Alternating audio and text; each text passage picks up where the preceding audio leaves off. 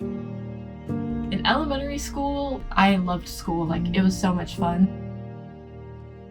I had breakfast and then I would read books. I was friends with the teachers. They understood what I was going through. I was just like, oh my god, I love school, this is my home.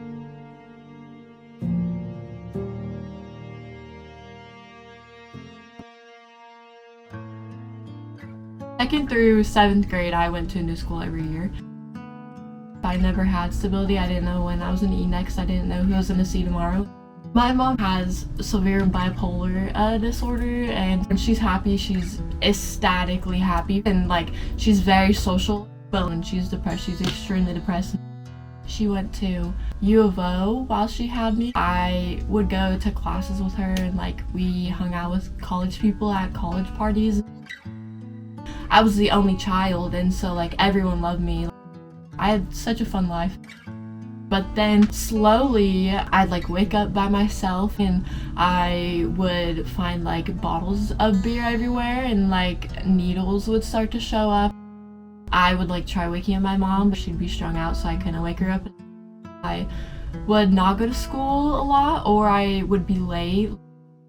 Then next thing I know, I'm packing all my stuff and driving away with my grandma. When I first moved, I definitely was sad.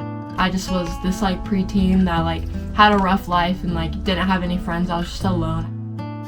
So I joined all the clubs that I could, so I didn't have to go home. I'd stay at school till 8 p.m.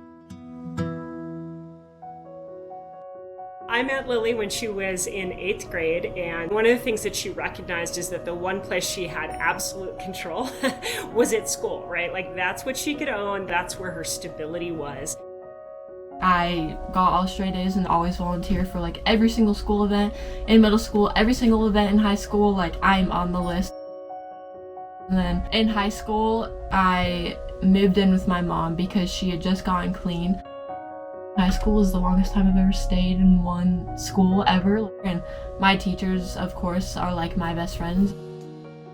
Lily really thrives on those relationships. She has a couple of teachers that she just has to check in with, so as soon as she comes in the building, she checks in with me, she checks in with her English teacher. Through Avid, I discovered that I wanted to go in the medical field, and I have an extreme interest for surgery. And I was like, well, maybe you should start volunteering at the hospital. And then she comes back and she's like, oh, they've actually offered me a position where I'm working in day surgery and interacting with all of the patients. And oh, by the way, I got invited to do a job shadow with one of the surgeons. And I'm like, I thought you were just going to be delivering balloons. I got accepted into Oregon State, and I'm really excited. And when I found out that I won the BPOGs, I was just so excited about it. I went downstairs and celebrated with my mom, and she was super happy about it. Jumped around and stuff. And I told my teacher immediately too, and I was super excited because I haven't really won a big scholarship before.